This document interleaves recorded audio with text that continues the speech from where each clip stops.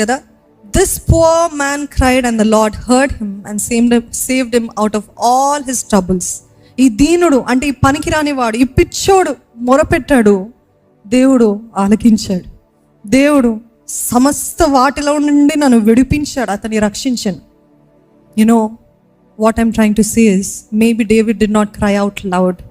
నోరు విప్పి దేవా నాకు సహాయించి అని మొరపెట్టలేదేమో, కానీ హృదయంలో నుండి కేక, హృదయంలో నుండి వచ్చింది ఆ కేక, దేవా ఈ మనుషుల నుండి నన్ను విడిపించు, నా ప్రాణాన్ని కాపాడు అని హృదయంలో తను చేసిన ప్రార్థన యెహోవా ఆలకించాడు.